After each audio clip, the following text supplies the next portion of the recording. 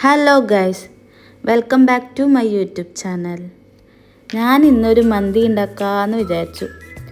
അപ്പോൾ എൻ്റെ യൂട്യൂബ് ചാനലിൽ ഒന്ന് ഷെയർ ചെയ്യാമെന്ന് വിചാരിച്ചു.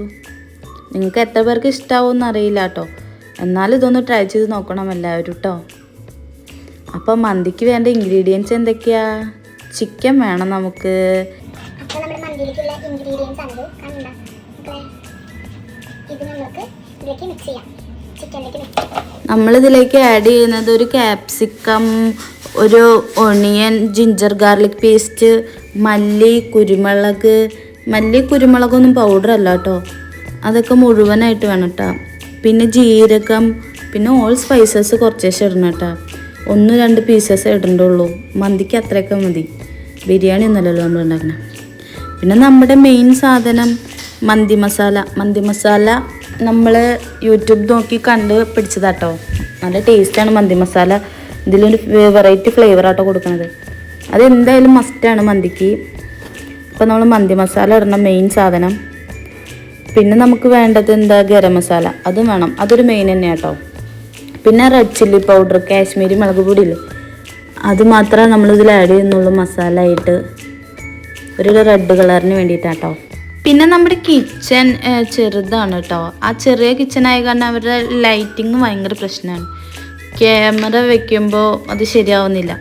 എവിടെ വെച്ചാലും ഭയങ്കര ബ്രൈറ്റ് പോലത്തെ ലൈറ്റാണ്, ഫേസ് ആണ്ട് ക്ലിയർ ആവുന്നില്ല. അതൊക്കെ പോട്ടെ, എല്ലാം ശരിയാക്കണം.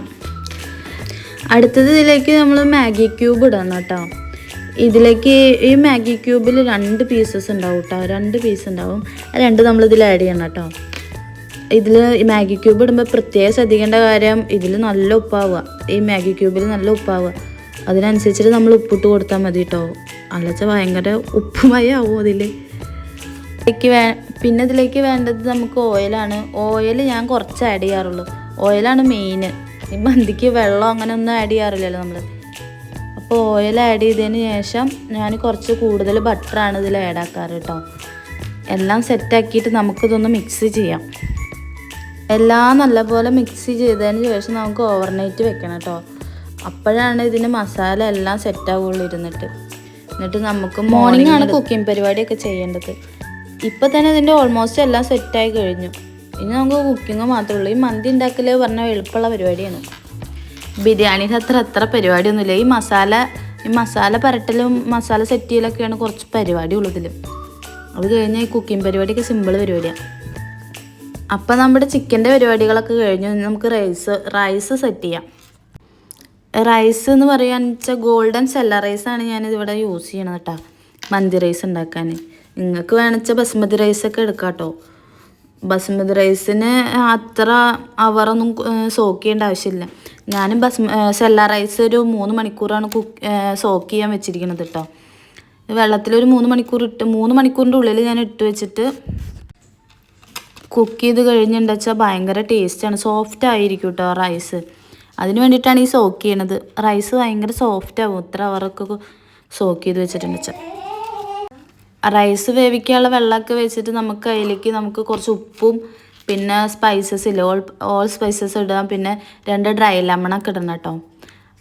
ഓൾ സ്പൈസസ് ഒരുപാടൊന്നും വേണ്ട, ഒരു 2-3 പീസൊക്കെ ഇട്ടാൽ മതി ഒരു സ്മെല്ലും കാര്യത്തിനൊക്കെ ആയിട്ട്.